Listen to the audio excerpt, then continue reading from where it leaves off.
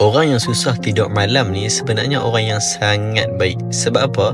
Kebanyakan orang yang malam-malam tak boleh tidur lena ni, mereka ni kebanyakan orang yang selalu dianiaya, dizalimi, banyak orang buat jahat kat mereka, dan mereka memilih untuk tidak membalasi kejahatan itu, dan mereka memilih untuk berdiam diri. Tetapi pada penghujungnya, bila malam tu datang, mereka akan terkenang-kenang. Orang ni kenapa dia buat jahat kat aku? Apa salah aku buat kat dia?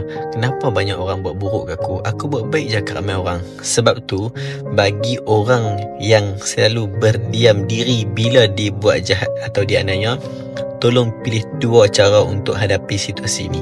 Yang pertama, jika kamu orang yang berani untuk berhadapan dengan orang, maka berhadapanlah dengan orang dengan cara yang matang. Orang buat jahat dekat kamu, buat zalim kat kamu, jumpa, konfront dia dan settlekan isu tu.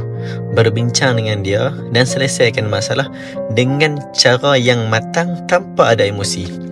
Ataupun cara kedua, kalau kamu tak mampu buat cara pertama, tak mampu nak konfront orang yang buat jahat kat kamu, cara yang kedua, kamu lepaskan dan biarkan. Sebelum tidur, sebut, Ya Allah, semua orang yang buat jahat kat aku, Ya Allah, aku redha dan aku yakin orang buat zalim dekat aku dan aku tidak balas, Engkau yang akan mengadili, Engkau yang akan membalasi, Engkau yang akan jadi wakil yang membela diri aku.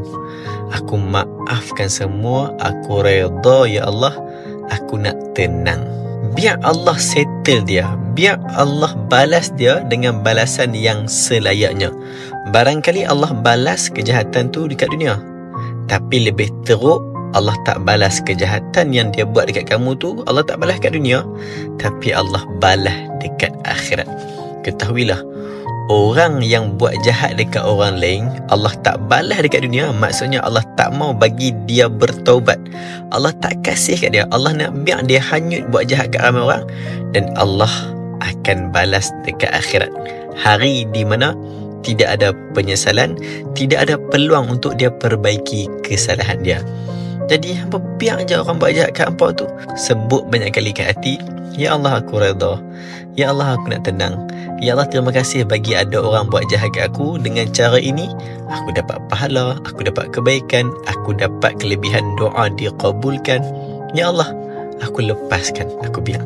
Nah, jangan fikir sangat dah, pening kepala sangat fikir pasal orang buat jahat kat kita. Kita hidup nak tenang-tenang, tak mau gaduh dengan orang. Apapun, tahniah sebab kalian semua dah jadi orang yang hebat dan orang yang baik.